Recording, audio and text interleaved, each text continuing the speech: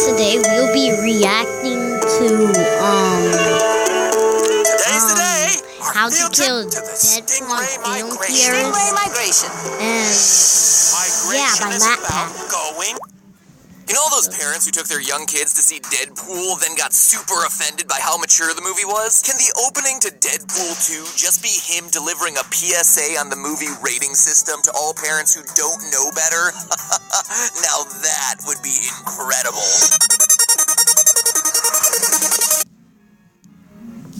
Dang it, I messed up.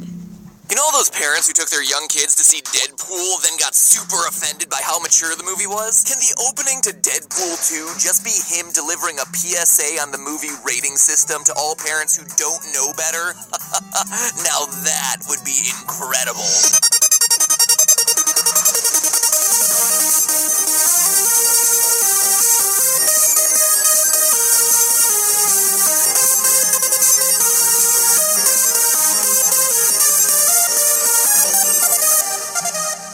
Internet, welcome to Film Theory, the show that's gonna get through an entire Deadpool episode without mentioning chimichangas once. Oh wait, does that count? Crap! But if I can get serious here for a moment, this year Bill and Melinda Gates, yes, those Gates, reached out to me, yes, that me, to do a video about superpowers. It's pretty awesome, right? You see, every year the Gateses write a letter outlining their take on key global issues, with this year's letter being called 2 Superpowers We Wish We Had. In the letter, they challenge the reader to imagine what their superpower for good would be. The goal of the letter is to broaden awareness and get each of us involved to help make a positive, lasting change in the world. It's an incredibly noble cause, and honestly, I'm honored to be included as a part of the campaign. It's funny, but when I think of what I can do to try and make a positive change in the world, I honestly think of these channels. Because yeah, for as goofy and inane as it might be to analyze the real-world physics of Ant-Man's suit or the deadliness of a bullet bill, I like to think that it's giving you a bit of education along the way, maybe brightening your day. And so no, it's not curing cancer or anything, but I'm never going to be the type to do that. Instead, I like to think that these videos make at least some of your worlds just a little bit happier and teach some of you at least something new every week. Or who knows, I might be living in a dream world. Anyway, sappy stuff aside, as I was thinking about what superpower I'd want, I immediately thought, I want to be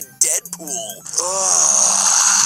Deadpool. I am very turned That's my on favorite right now. Marvel hero. Not quite that way. I want his healing factor. In the world of comic books, it's a pretty common ability that does exactly what it sounds like, enhancing a person's ability to recover from wounds quickly. There are tons of different variations of the healing factor ability across comic books, but probably the 2 most iconic are Wolverine's and, of course, Deadpool's. And this relationship is no coincidence. Deadpool got his healing factor from a serum derived from Wolverine. What? Do they just have needles full of the stuff lying around? Go into the old Walgreens, get my flu vaccine, and follow up with a healing factor chaser? Great! Sign me up! Oh, God, you are hard to look at. Oh, is that what happens? Well, good thing most of my channels are voiceover anyway.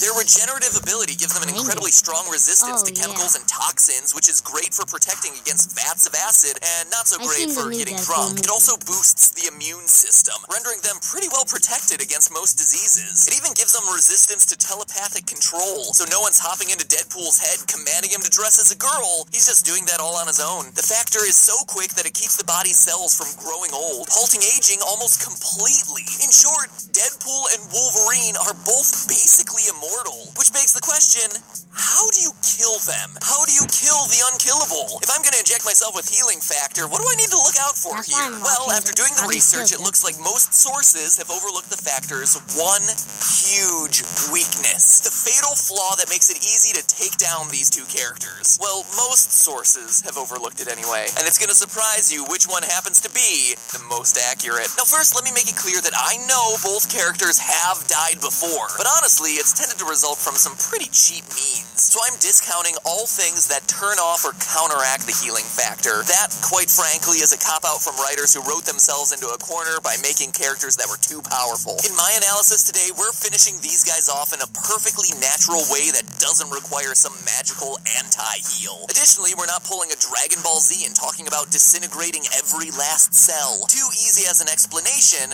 and quite frankly, too difficult to actually execute. I mean, in Uncanny X-Men Annual number 11, Wolverine actually grows his entire body back from a single drop of blood. That's pretty darn impressive. I'd like to see that in the next X-Men movie. But in all seriousness, that's assuming you're able to disintegrate him that fast, which in and of itself is a challenge. I mean, in Venom number 9, Wolverine is able to heal after a nuclear bomb destroys a village. A nuclear bomb! And if you think he just got lucky, well, think again. It happens another time in Ultimate Wolverine vs. Hulk. Lightning may not strike twice, but apparently nuclear warheads do.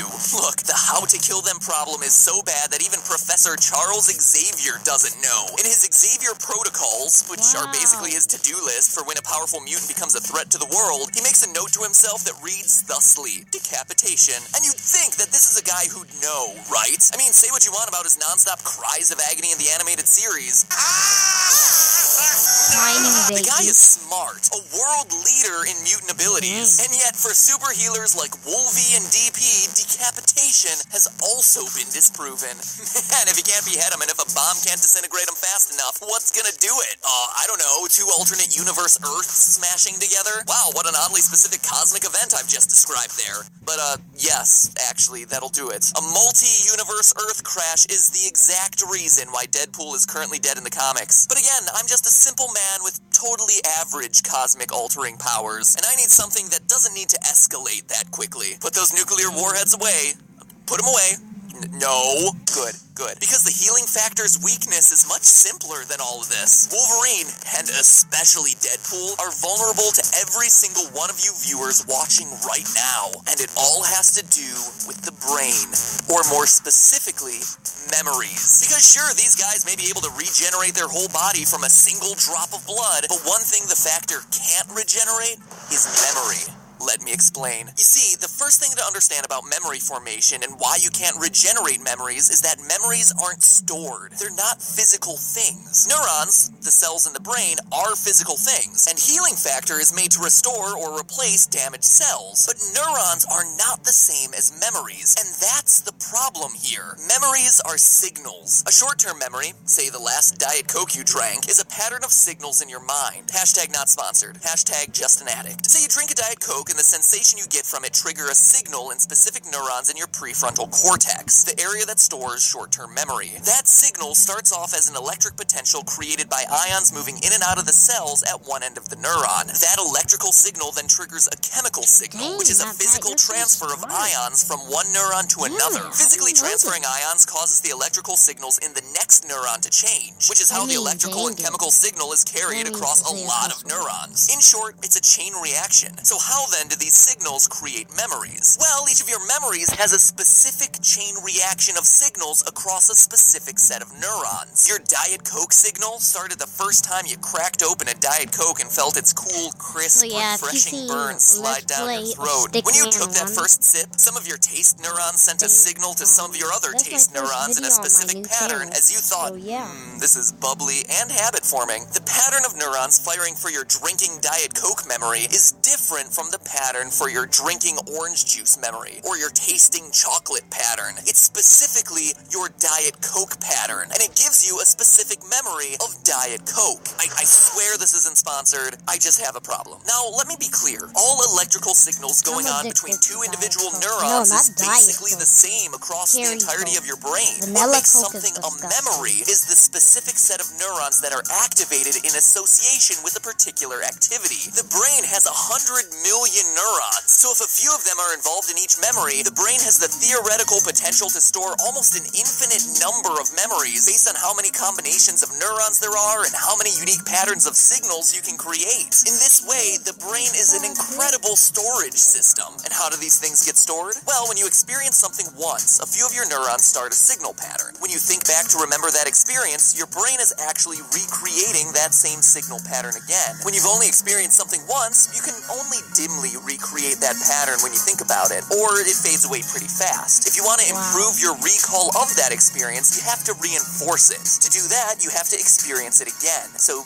you drink a second Diet Coke, then another. And before long, you have an emotional dependence. Hashtag winning. Every time you repeat the activity, you trigger the same signal pattern over and over again. And your brain starts to store that pattern in a long-term memory area, the hippocampus. The neurons get a little bit closer to each other. And when that happens, the signal becomes stronger because chemicals signals don't have to travel that far. The signals also become stronger and more frequent. So over time, those memories become ingrained because the signal patterns have been used so much. So then why can't Wolverine or Deadpool just regenerate memories? Quite frankly, it's because there's nothing to regenerate. Based on what we've outlined, the memory isn't part of the neuron, it's a pattern of signals between neurons. It's a tricky concept, so let me explain it this way. When you learn about physics, you learn about electrical currents, which is a movement of electrons. You can think of memories in a lot the same way. In physics, you can measure an electric current, you can turn it on and off, etc. But it's not a physical thing you can hold in your hand. The current runs through the wires and generates electricity. But just because you make a wire doesn't mean there's automatically a current running through it. In humans, you can theoretically rebuild the neurons. They're a lot like the wires running all through the brain. But just having the neurons there doesn't mean that the right electrical pattern will run through them. Memories only happen when the specific neurons in your brain have already experienced something. New cells don't come equipped with memories. When you regenerate an arm or a leg or a creepy little baby hand, those are new body parts, and their function doesn't require you to have experienced something before. But newly regenerated neurons are like baby neurons. They're brand new. They're a blank slate, which is great because they're intact, but bad because only neurons with experiences have memories. New neurons have to start from scratch, even if they're all in the right place. To put it simply, our two super healers can grow back the brain cells, sure, but not the brain's electrical patterns. And as a result, they're a blank shell, a husk, a being without memories. Think about it. Sure, they may look like Wolverine and Deadpool, but they won't act like them. Without those neural connections, they lose the elite fighting training and arrogant personalities that make them